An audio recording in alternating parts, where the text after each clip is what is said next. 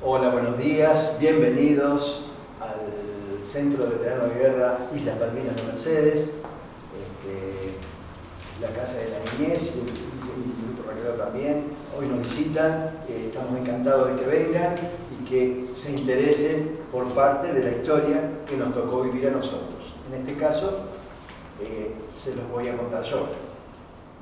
Vamos a ver si alguno tiene alguna pregunta, alguno quiere saber algo, alguna inquietud, bueno, se las voy a responder. Así que bueno, no sé si dije mi nombre, me llamo Roberto Esteves, me tocó hacer el servicio militar con una ley que había que era obligatoria y bueno, el regimiento era el 6, que está ubicado frente a nuestro centro, que ahora lo ocupa Gendarmería. Pero bueno, eso fue hace 43 años. Pero bueno, qué mejor que, a ver, ¿quién tiene una pregunta para hacer? Vos. ¿Cómo es tu nombre? Celina. Celina, muy bien, Celina. A ver. ¿Cómo se sintieron y qué pasaron al enterarse que iban a una guerra? Bueno, mira, en principio no sabíamos dónde íbamos. En mi caso, yo me había ido de baja. O sea, había terminado, como ustedes terminan la primaria o pasan de grado, bueno, yo había terminado ese ciclo, entonces, ¿qué pasaba? Me reincorporé a la vida civil, o sea, dejé de ser militar, porque durante ese periodo el Estado, no éramos hijos de nuestros padres, sino que éramos hijos del Estado. La parte militar era la que nos ordenaba y nos mandaba. Terminé ese ciclo y me reincorporé a la vida civil, otra vez en la sociedad, hasta que me convocan nuevamente cuando se recuperan las islas el 2 de abril de 1982. Bueno, a partir de ahí ya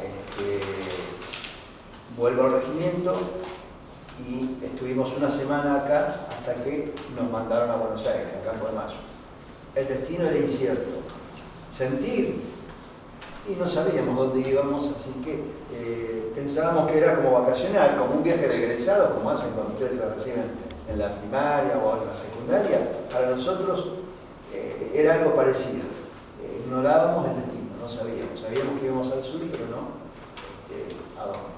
Hasta que nos enteramos cuando llegamos. Hola, soy Lauti, vengo de Casa de la Niñez. ¿Y cómo se sintieron estando ahí? ¿Qué tal, Lauti? ¿Cómo estás? ¿Todo bien? Sí. Bueno, me alegro, yo también. Contento de recibirnos. ¿Cómo nos sentimos? Bueno, era todo una incertidumbre, no sabíamos qué podía pasar. Era esperar, estar ahí, hacer lo que nos ordenaban, porque teníamos superiores, que eran los militares, y bueno, y esperar a ver a los acontecimientos. En un principio no sabíamos dónde íbamos, como recién le contesté a tu compañerita. Después, una vez que supimos que estábamos en las Islas Malvinas, era esperar a ver qué sucedía, cómo se iban dando día a día los hechos. Y bueno, en el transcurso de los días, nosotros decimos que hubo dos periodos, hubo un quiebre en Malvinas. Uno fue del 13 de abril, que llegamos hasta el 1 de mayo, o el 30 de abril. Y a partir del 1 de mayo hasta el 14 de junio, que se firmó la rendición, fue otro periodo, porque ahí sí, ya uno fue de estar, el primero fue de estar y expectante, de ubicación, de posiciones, a ver dónde estábamos, dónde nos limpiaban. Y bueno, y a partir del 1 de mayo, después de haber estado en mi casa mirando un televisor y una película de guerra, me encuentro que vemos un barco a lo lejos, estamos hablando de kilómetros, como no hay plantas en Malvinas, entonces la distancia que podés ver del día, porque de noche a veces no se ve nada, y la mano te veías por las neblinas que hay, la intensa neblina, vimos que algo gris que venía en el mar. era chiquito. Después se empezó a virar, se puso de costado, era un barco inglés, que iba tomando posición. Fue tomando posición hasta que a la derecha nuestra teníamos una loma. No lo vimos más. Y en un momento vemos que pasa un Mirage y un Harrier. El Harrier es un avión inglés y el Mirage un argentino. Y venían tiroteándose. El Mirage, el Harrier empezó a echar humo, el avión inglés, y se cayó en el mar. El piloto se murió. Claro, nosotros tenemos órdenes de que todo lo que cuando pasaba algo de eso tenía que tirar, había que tirarle. Bueno, evidentemente alguna antiaérea, que son las que tienen más alcance y tienen la bala o el proyectil más grande, fue la que le dio también al avión nuestro, que también se cayó, pero el piloto se pudo eyectar. Y al rato, delante nuestro, de la posición nuestra, empezamos a sentir estruendos lejos. Y en un momento, el pasto de Malvinas, ustedes ven en alguna de las fotos, ven cómo es amarillo y ven que no hay plantas, no hay nada. Bueno, a unos 10 metros, 15 metros delante nuestro, eso amarillo se empezó a convertir en fragmentos o tipo circunferencia deformada. A veces vio una explosión y pedazos de tierra que se dispersaban. Y esa mancha que quedaba en lo amarillo oscura. Bueno, ahí nos tiramos en la posición que estábamos, que era lo que nos habían enseñado, y nos pusimos el casco, asomamos la cabeza y empezamos a ver que caían por todos lados, porque estaban batiendo zona, estaban tirando de los barcos de 15, 20 kilómetros, que querían destruir la pista de aterrizaje, que nunca lo lograron. Bueno, eso fue la película que yo había visto en mi casa. Digo, ¿qué hago acá? ¿Qué pasa? ¿Dónde estoy? ¿Qué es esto? Se nos llenaron de dudas, nos llenamos de preguntas. Bueno, ahí nos dimos cuenta donde se produce el quiebre, dónde estábamos. A partir de ahí ya, todos los días ya era algo común, principalmente a la hora de la comida y a la noche. De las 10 hasta las 1, 2 de la mañana bombardeaban fue una guerra psicológica más bien. No nos dejaban comer, no nos dejaban dormir tranquilos. Después te acostumbras. Y vos sabés que si una bomba de un barco, si cae en la posición donde está viviendo, ahí sí te puede hacer algo. Si no, nos dábamos cuenta dónde caía por el silbido, ese que ustedes escuchan. Bueno, eso es real. No es que lo hacen en las películas, sino que es real. Y sabíamos si caía cerca, lejos, y temblaba la tierra. La tierra del suelo de Malvinas es una turba blanda que las raíces que tienen, más el petróleo que hay, porque la tierra está impregnada de petróleo. Nosotros la utilizamos después para calentarnos porque la prendíamos fuego. Bueno, ahí ya se produjo, fue otra guerra. Ya ahí corríamos riesgo de vida diariamente. Así que, bueno, eso es más o menos lo que sentíamos y lo que vivimos así en general, ¿no?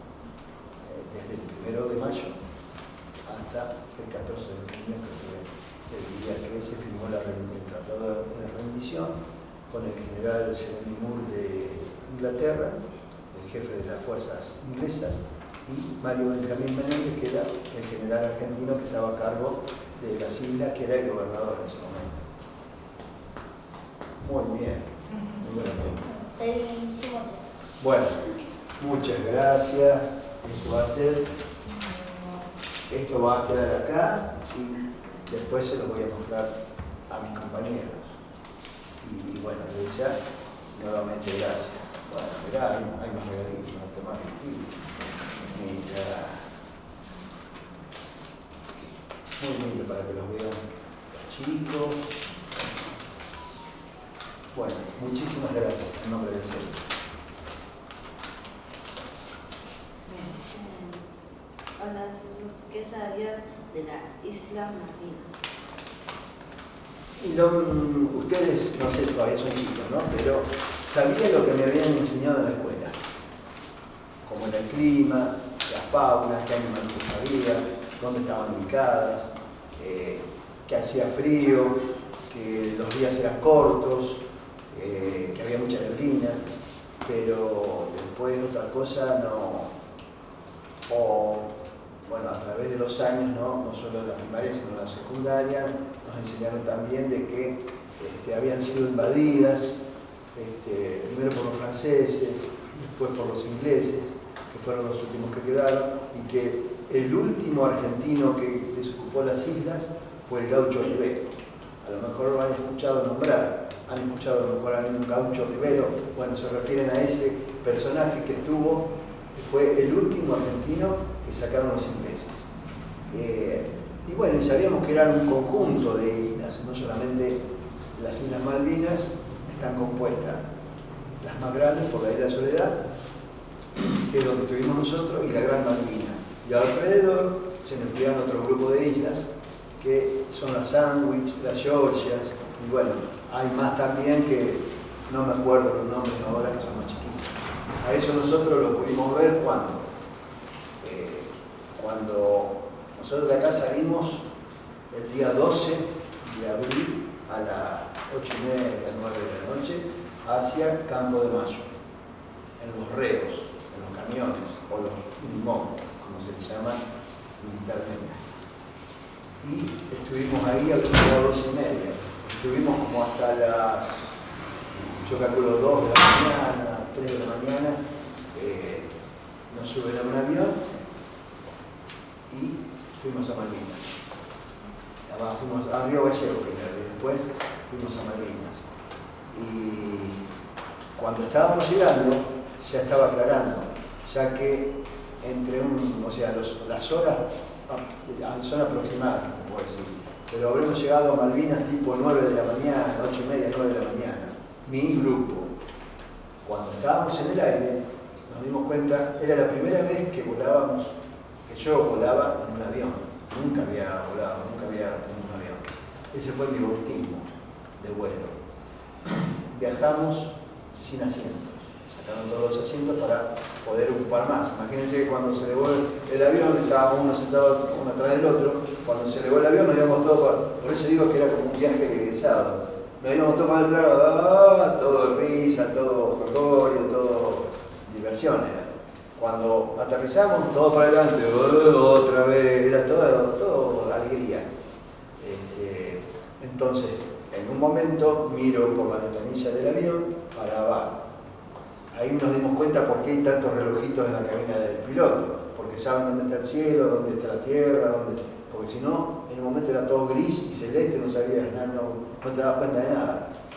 Y miro y veo un montón de manchones marrones oscuros, tipo así, oscuro, marrón, todo.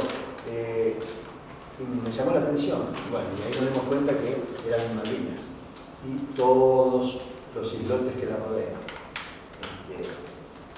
Eso fue lo que me pasó a mí, ¿no es cierto?, cuando fuimos a Malvinas. Bueno, muchas gracias. ¿Otro regalito? Gracias. ¿Cuántos años tenías cuando fuiste a la guerra? ¿Cuántos años tenía cuando fui a la guerra? Bueno, tenía un poquito más que el común de mis compañeros, porque yo soy clase 60. Nací en 1960. En el momento de la guerra, que fue en el año 82, le tocaba la clase 62 hacer el servicio militar. ¿Y qué pasó? Yo cumplo años en agosto. O sea, entré a la escuela primaria con 6 y cumplí 7. Ahí ya un año se me fue. Y después estudié en industrial, que está acá cerquita del centro. Y en industrial, en ese momento, ahora no sé, eran 6 años. O sea que ahí ya otro año más que tuve que pedir prórroga para poder terminar los estudios. Entonces, ¿qué pasó? En mi clase me sortean porque nos sorteaban, entrabas al servicio militar mediante un sorteo, como se hace la quiniela, con los 3 últimos números del documento, había un bolillero y iban sacando los números. Y bueno, de acuerdo al número que te tocaba, hacías el servicio militar o no, siempre hubo un tope. En mi clase se salvaron hasta el 340, a mí me tocó el número 363. Así que me tocó tierra. porque hasta determinado número te podía tocar infantería, que era tierra, o sea, ejército. Después tenías otra cantidad determinada de números que te podía tocar la armada, o sea, los barcos, y si no, el último periodo de números era de aviación. Eso ya era, bueno, no es que ibas a volar aviones, sino que ibas a hacerlo en el lugar donde estaban como soldado, porque pilotear nada más que los que son de carrera, o sea, los oficiales. O sea que yo, en mi caso, al pedir 2 años de prórroga, la mayoría lo hizo con 18, yo ya tenía 20, y a Malvinas fui teniendo 21. O sea, igual, éramos chicos. Para la época, si comparamos las épocas, la adolescencia de ese momento no es la misma que la de hoy. Aparte, convengamos que no había tecnología, no había celular, no había nada. Eso, había un teléfono por barrio, que era el que tenía plata. Entel, en ese momento, que era la compañía telefónica, no tenía líneas como tiene ahora, y tenía que anotarte en un estado de espera. Para obtener una línea telefónica se tenía que morir alguien, o vos ibas y le pegaba un balazo para que se muriera y te tocaba a vos, porque no sabía tampoco si te tocaba la línea. Era así, ¿no es cierto? Nada que ver a hoy como son los adolescentes de ahora, en todo aspecto, ¿no? Pero bueno. Hola, soy Benja, tengo 10 años y mi pregunta es, ¿qué puesto tenías en el ejército? Hola, Benja. Bueno, muy buena pregunta también. Bueno, en mi caso me tocó, yo era soldado, entré en la compañía Destinos, era estafeta del casino de suboficiales. O sea, yo era el que hacía los mandados. El casino de suboficiales es donde es un comedor donde están los cocineros, los mozos, y preparan la comida a los suboficiales. Yo era estafeta, yo tenía que ser mandados. Me mandaban acá en Mercedes a hacer las compras, digamos, encargar de cosas. Y hace un montón de todo lo que te ocurre. Yo tenía un jefe para eso. Al margen de mi compañía, que estaba el encargado, estaba el jefe de compañía, que era un oficial, el encargado, que era un suboficial y tenía mucha jerarquía, y después los demás suboficiales que nos ordenaban a nosotros.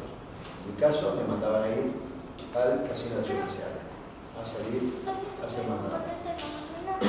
Me voy de baja, termino ese periodo, me vuelven a llamar, me reincorporan y me destinan a la compañía comandos. En la compañía comandos me tocó el rol de combate, como se le llama militarmente, era abastecedor de una ametralladora. Tenía un valijín, 2 valijines de madera gruesa con bandas. Las bandas, ¿vieron esas bandas? Fíjate, a ver si se la mano. Eran 5 bandas. No, las que tienen las balas. Eran 5 bandas de 50 proyectiles, como se les llama militarmente. Alcanzámela, por favor.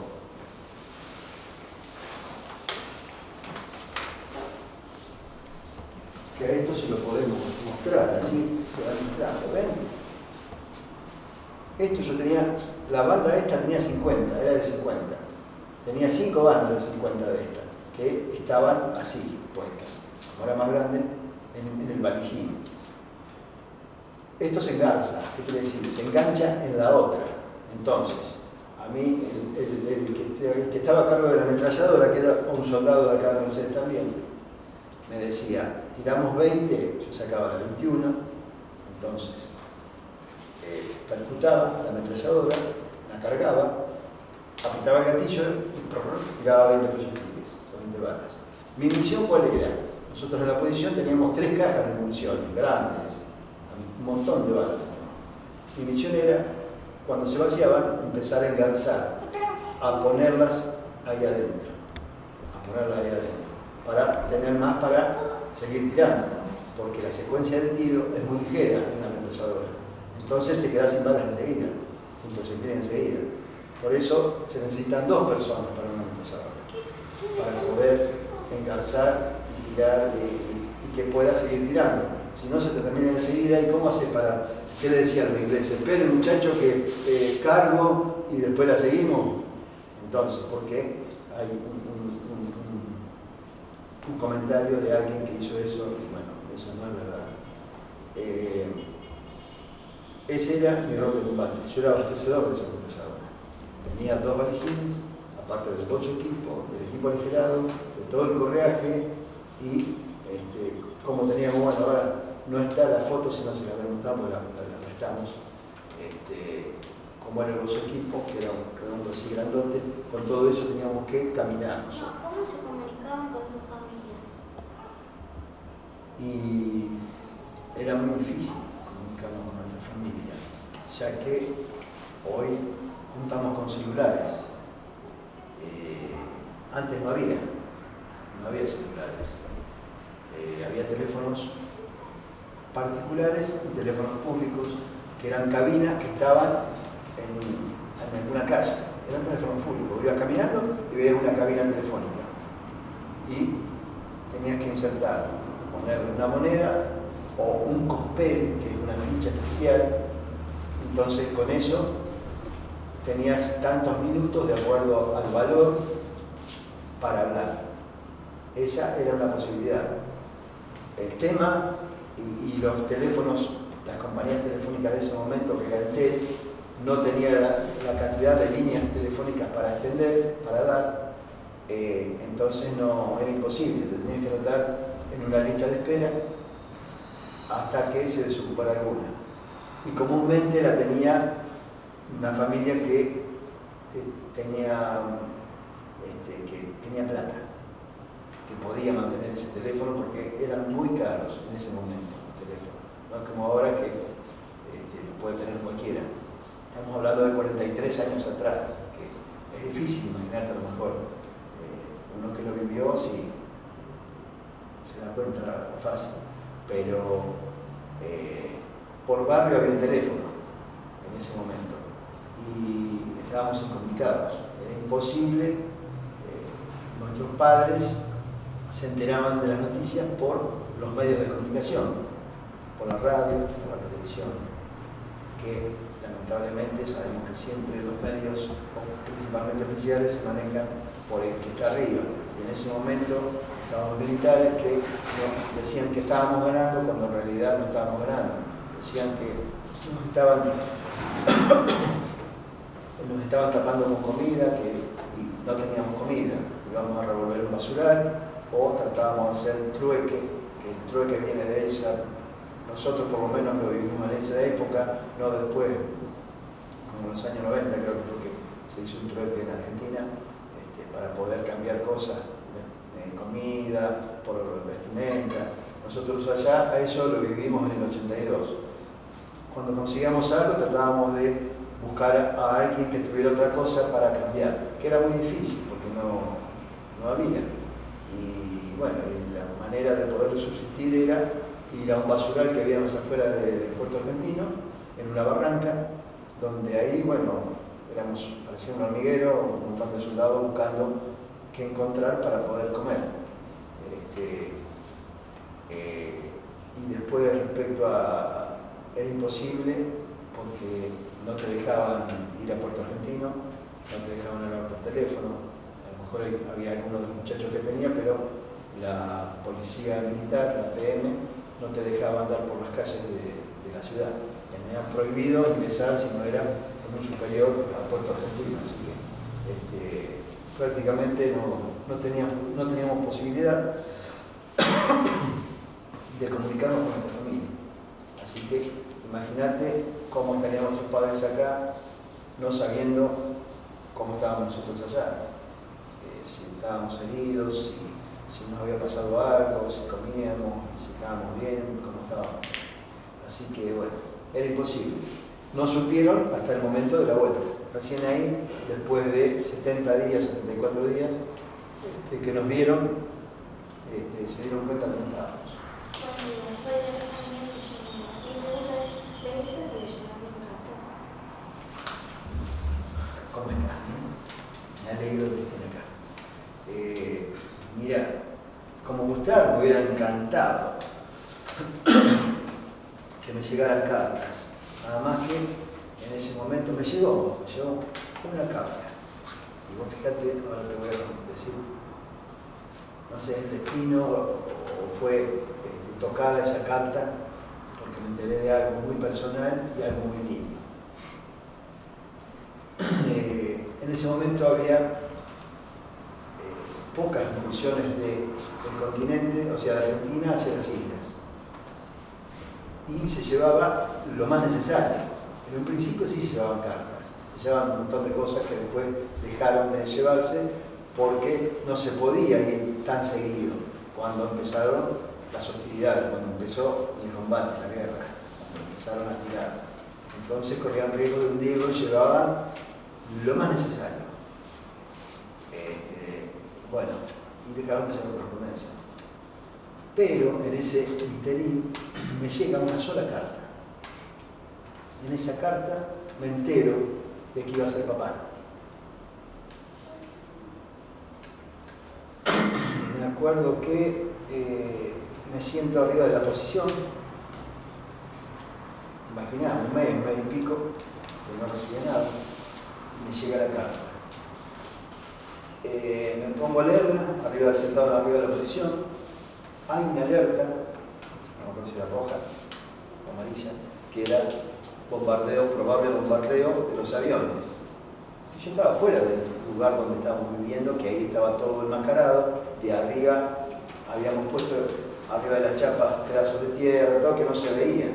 Pero ¿qué pasaba si había una silueta de una persona ahí? Quiere decir que alrededor podía haber más soldados. Y la inconsciencia y la emoción de ese momento, el enterarme de que iba a ser papá, el jefe de sección me llama la atención, de lejos me pega el grito. Por supuesto que no le hice caso. Aparte le dije barbaridades, que me dejara tranquilo, que estaba leyendo una carta. A veces en la inconsciencia uno no se da cuenta, pero en ese momento yo ponía en peligro a todos mis compañeros. Fue un momentito, fue hasta que leí todo eso, y bueno, reaccioné y me fui adentro de la posición. Pero a mí, en lo personal, me llegó esa sola carta. No, después no recibí más. Y menos cuando no había todavía combate o bombardeo, después que empezaron, menos. Ya ahí nos olvidamos de las cartas, ya nos mandaron más cartas. Mi pregunta es, ¿con qué se abrigaban? Bueno, el abrigo que teníamos era el que nos habían dado acá en el regimiento, que constaba de, ropa interior, calzoncillos cortos, calzoncillos largos, medias, la bombacha, que era el pantalón, que después nosotros tenemos ahí en inventaria, que después se la mostramos. Había una remera ballenera que tenía agujeritos, toda llena de agujeritos que con esto no pasa el frío, pero bueno, no, te obligaba. A eso sumarle que teníamos una remera también verde, la tricota, que es un pullover, también todo verde, que es un pullover cuello redondo, la chaquetilla o garibaldina, que acá teníamos una común. Cuando fuimos a Malvinas después nos dieron una que es satinada, se llama satinada, que tiene la particularidad de que son tres telas, la del medio es impermeable, la de afuera es impermeable o casi impermeable, después tiene otra también que para el frío y el forro. Y ya, bueno, teníamos una chaquetilla de satín, satinada, que tenía, la parte de afuera era casi impermeable, tenía en el medio otra que era para el frío y lo que sería la parte de la interior que era como un forro. También nos dieron el duvet.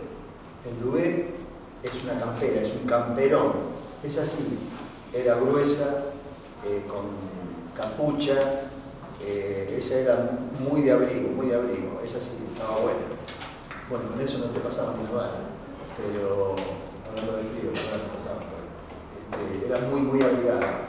Y después, el calzado eran borceguíes, también teníamos zapatillas, pero ya no. El borceguí tenía la particularidad de tener en la punta una punta de acero, un pedazo de acero. Y teníamos el casquete, que era un gorro común, y el otro casquete de abrigo, que era como el que tiene el Chavo. No sé si vieron el Chavo ustedes. Bueno, con orejeras. Todo eso lo tenemos ahí en esa mesa que ustedes ven ahí. Ahora después se lo muestro. Eso tenía orejeras, pero era gruesa y tenía un corderito del lado de adentro, que era para abrigarnos. Eso era más o menos toda la indumentaria que teníamos. Pero de todos modos era escasa para esa zona, no era muy abrigada. Inclusive fue la única que tuvimos que no nos cambiamos en todo el tiempo. Por lo tanto se humedecía, por allá se secaba, pero bueno, teníamos que convivir con eso, no nos quedaba otro. ¿Dónde dormían y de qué se alimentaban para sobrevivir? Bueno, al principio dormíamos en bolsacamas, al principio dormíamos en carpas, en la medida de que llegamos y nos fueron, esto fue desde el 13 de abril hasta una semana antes del fin de abril, hasta el 20 y algo, ponemos, hasta el 22, 23, no recuerdo bien ahora, que nos estuvieron llevando de un lado para otro. Entonces cuando se empezaba a oscurecer, teníamos que hacer las carpas, eran por el momento nomás para pasar la noche, o a lo mejor estábamos un día ahí, después teníamos que desarmarla, ir para otro lugar, hasta que nos dan el último destino, el destino final, digamos, una posición que era una porción de tierra rectangular larga y alta, hasta acá más o menos, que nosotros le agregamos maderas y chapas para levantarla, y con la misma tierra que íbamos sacando cuando fuimos haciendo la posición, porque hicimos tipo una mesa, hubo que sacar toda esa porción ancha. Con eso poníamos todo alrededor donde había quedado el alto, porque si no iba a entrar viento. Entonces ahí con esa tierra lo íbamos rellenando. Después imagínate que hicimos una entrada al costado, de un costado donde dormía el jefe del arma, que era un cabo, que había sido soldado y se había enganchado. Después del otro lado habíamos hecho otra abertura donde teníamos 3 cajas de municiones, y lo que sería de atrás de esa supuesta mesa donde iba la ametralladora, estaba parada la ametralladora, hicimos un espacio para atrás donde dormíamos el apuntador de la ametralladora y yo. O sea que era una entrada, otra entrada, una especie. Esto era un bloque de barro, de tierra, donde estaba una madera, el trípode y la ametralladora, y atrás nuestro, donde dormíamos nosotros. Como teníamos mucho lugar para atrás, ¿qué hicimos? Seguimos cavando, hicimos todo el ancho un asiento, como si fuera un banco. Poníamos madera, entonces nos podíamos sentar dentro de la posición. O sea, podíamos estar parados, podíamos estar sentados. Y como teníamos más pared para atrás, ¿qué hicimos? Un hueco. Fuimos al basural, conseguimos un tarro de pintura, por supuesto que estaba vacío, de esos de 20 litros que son redondos y grandes. Hicimos solo un agujero, fuimos haciendo el agujero para introducir ese tarro. Una vez que entró el tarro, de arriba con un fierro tocamos la chapa de ese tarro. Donde marcó, hicimos un agujerito. Y como la característica de Malvinas es maciza, vos al pasar el hierro quedó el hueco, quedaba el agujerito. Entonces tuvimos la suerte de conseguir un caño de esa medida, con esa medida, y lo pasamos y lo pusimos adentro del agujerito que hicimos la chapa del tarro. Entonces, ¿qué originamos ahí? Eso hacía las veces de tiraje. ¿Para qué? Para prender fuego. esa era nuestra estufa. Nosotros tuvimos que decir, pero ustedes estaban en una mansión. No sé si era una mansión, pero había que tener un poco de imaginación y ver cómo la podíamos pasar mejor. Entonces, mientras tuvimos madera, tirábamos madera adentro de ese tarro y prendíamos fuego y nos calentábamos. Cuando se terminó la madera, empezamos, por eso decimos que la tierra, como dije hoy, entre las raíces de ese suyo y lo que está impregnado de petróleo nos servía como combustible. Cuando llegamos ahí había cubos como dados, grandes, aireándose, había pilas. Se ve que habían ido sacando, haciendo porciones de tierra, y entonces quedó esa porción donde nosotros hicimos la posición. Y eso que estaba aireándose, ¿qué hicimos? Lo empezamos a quemar. O sea, la tierra la podíamos quemar y nos podíamos calentar con la misma tierra, con la turba de Malvinas. Así es como nosotros vivíamos ahí. Y ahí pasamos desde unos días antes del 1 de mayo hasta que terminó la guerra. ¿Qué hacían los perros de la guerra de Malvinas? ¿Qué hacían quién? Los perros. Mira, si hubiéramos visto algún perro en Malvinas, Sí. lo hacíamos a la parrilla. No vi, yo en lo personal no vi ningún perro. Calculo que los habitantes de Malvinas, ¿vos sabés cómo le dicen cómo se llaman los habitantes de Malvinas? Nosotros acá en Mercedes somos mercedinos. En Malvinas se le dice Kelper. Y los tendrían ellos en sus casas, calculo, si es que había. Yo no vi ninguno, pero si hubiera visto alguno suelto, seguro que lo comíamos porque teníamos mucha hambre. Lo que vimos sí fue ovejas, pero las ovejas estaban lejos, no podíamos llegar hasta ahí. Y tengo entendido de que muchos probaron la carne de oveja porque se hacían incursiones cuando podían, manteaban una, pobrecita, y bueno, había hambre. Igual que los pingüinos, igual que la butarda. Butarda sí. Butarda fuimos a cazar un día y a una, acá sí, la bala salió limpita. Lo único que tuvimos que hacer es sacarle la pluma y cocinarla. Callate que habíamos conseguido un tarro de esos de 200 litros que estaba ya preparado, no sé de dónde lo habían sacado, se lo damos todo. Y ya con un fierro, ¿no? Y empezar para darle tipo al piedro. Brasita así, fueguito livianito. Claro, yo me pregunto, ya está, para hace 2 minutos que lo pusimos. Bueno, ponerle más fueguito. Empezó a poner y se iba levantando. A los 2 minutos, ya está. No falta, ponerle más fuego. Bueno, en vez de hacerlo a los brazos, le hicimos la llama. Te puedes imaginar cómo quedó arrebatado de eso. ¿Para qué? Comimos. Contento con a la noche.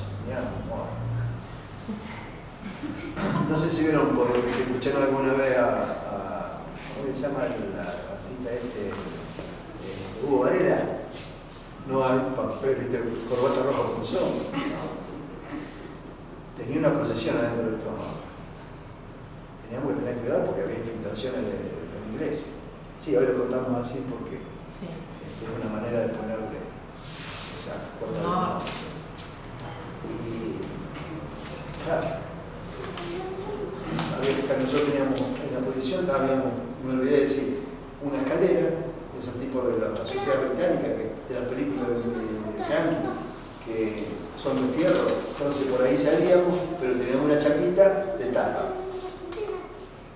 Corro la chapa despacito, miro, del otro lado veo una cosa así, casi un casco. Claro, ahí ya la procesión que tenía se calmó, porque privaba el susto, ¿viste? Si era un inglés que se había infiltrado, que sabía. Dice, pero parece un casco. Bueno, tirale algo. Y agarré la pistola, le dejé a mí que el apuntador tenía pistola, no tenía fusil. No, dice, ¿cómo empezaron los tiros a la noche? Dice, sí. Bueno, tirale algo, le tiro con un pedazo de tepe. No se mueve. Bueno, ya está, se me pasaron las ganas. La meta lo vamos a sacar a los 2 minutos. ¿Qué sé yo? Sería inglés, japonés, chino. Subí la escalera, tiré la chapa y salté y hice unos pasos. No. una descompostura, no te das una idea. Terrible. Pero bueno, era como hacíamos para subsistir, si no teníamos comida. Pero bueno, son cosas que uno se va acordando, que individualmente te podés imaginar la cantidad de historias que podemos tener. ¿Cómo los recibían del receso? Y cuando volvimos, nosotros llegamos al continente, el 19 de la noche nos hacen formar para salir hacia el muelle de Puerto Argentino. Yo volví, la mayoría volvimos en el buque hospital Bahía Paraíso.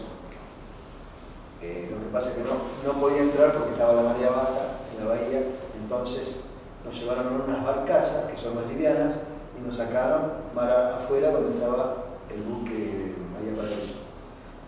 Y la forma de subir al barco fue, no sé si vieron alguna vez alguna película esa de pirata que tiene escaleras de soga blanca, esa gruesa. Bueno, así subimos nosotros al Bahía Paraíso. Era la única manera que podíamos subir al barco.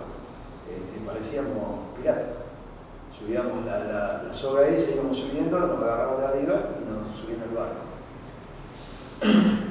Eso fue el 19 de la noche. Llegamos el domingo 20 al continente, al puerto de Punta Quilla, que fue domingo, era 20 de junio.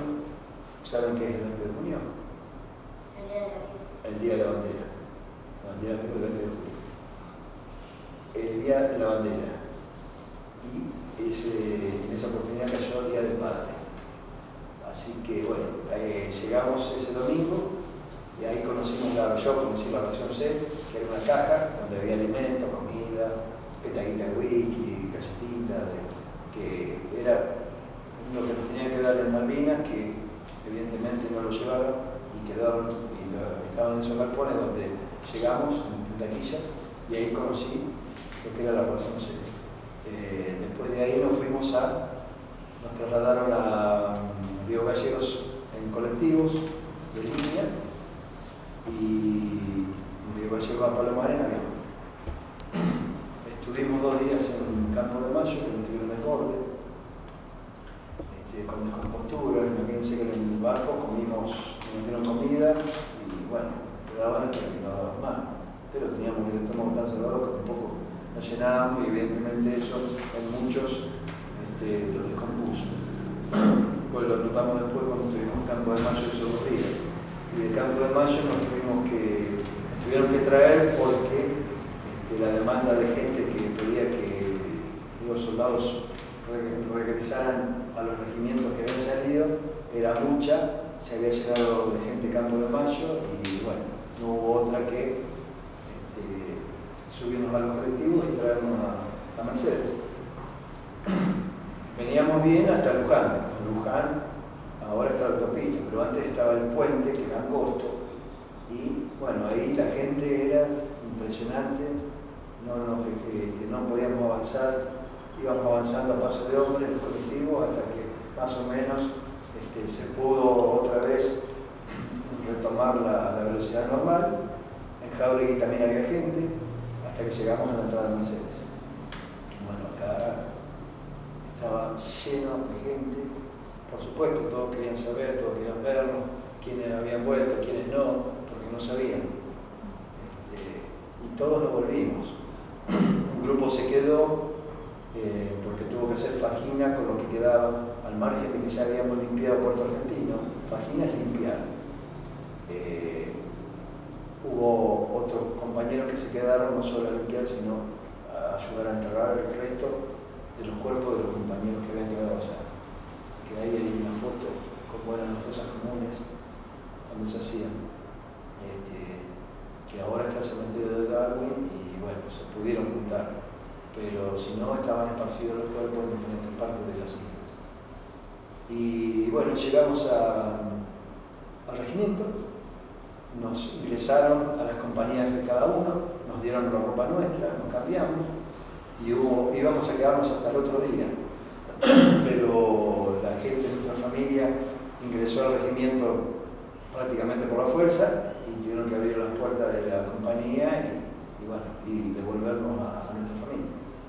Así que fue muy emocionante.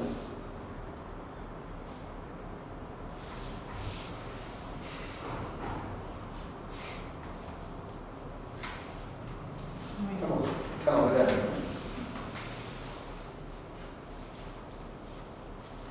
Fue muy lindo.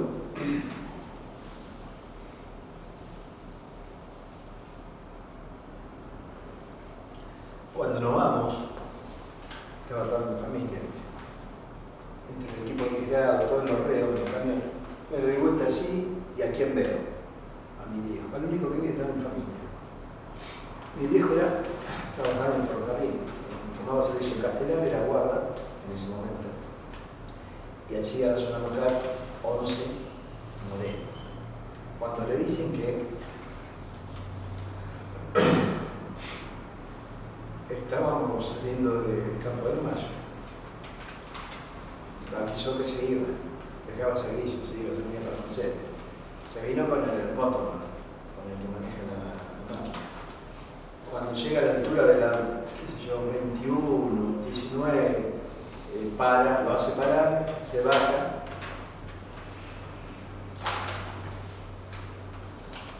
Cosa, calculo que del destino, lo veo. Tenía sobre todo que tenían ellos, el tono azul, grandote, largo. Fue el último que vi cuando me fui el primero que vi cuando volví. Me lo traje. Agarrado de la ventanilla hasta la puerta del regimiento. ¿Y qué se representa este lugar para ustedes? Bueno, este lugar es como nuestra segunda casa. Acá es donde nos reunimos, donde compartimos un montón de momentos, donde nos contamos nuestras cosas personales, donde hablamos también de Malvinas a veces, cosas que a la gente no le contamos. Es más, hay compañeros que nunca han hablado de Malvinas, no han dado charla ni nada y han venido acá, en la casa no han hablado tampoco, como en mi caso. A mí nunca mis padres me preguntaron nada, mis hijas tampoco. A veces iba a dar charlas a colegios donde iban ellas y ahí me preguntaban en el grupo, porque me preguntaste, me hiciste preguntas, ¿por qué no me preguntás acá? Si me tenés todo el día. No sé, porque, qué sé yo, a lo mejor te hace mal, pero si yo doy charlas, no me hace mal contar. Y menos a mi hija. Yo tengo 3 hijas.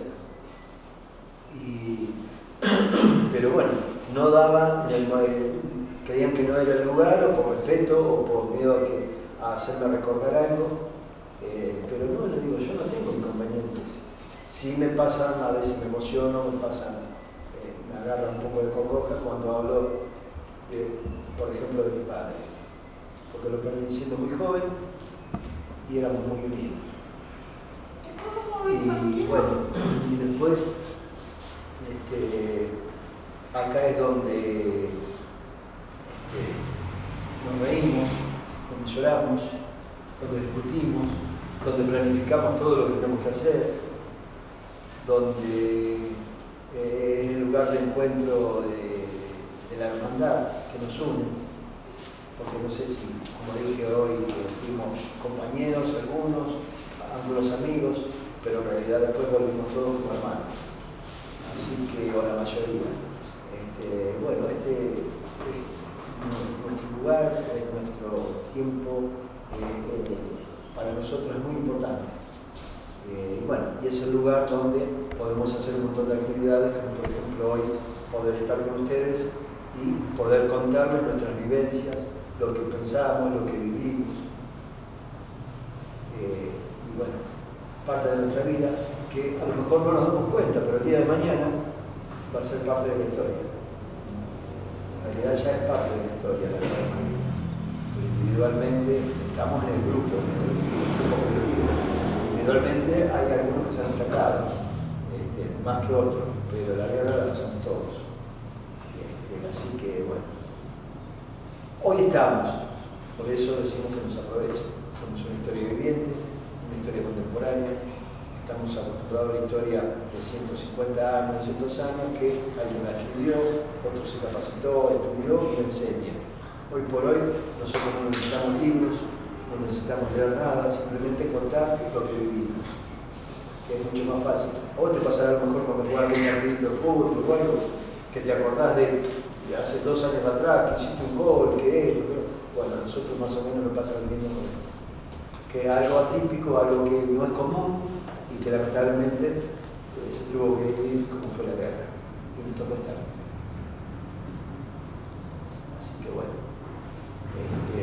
Bueno, simplemente en nombre del Centro de Veteranos quería agradecerles el estar acá y el poder compartir un momento con ustedes y contarles parte de nuestras vivencias. Así que desde ya van a ser muy bienvenidos, no solamente en el colegio, sino individualmente. Si alguna vez pasan por acá y nosotros estamos, pasan con su familia, con amigos que quieren venir, van a ser muy bien recibidos. Así que desde ya agradecidos a la señorita, a la profe, a la maestra, por haberlo traído y bueno, estoy muy contento. Estamos muy contentos, lo siento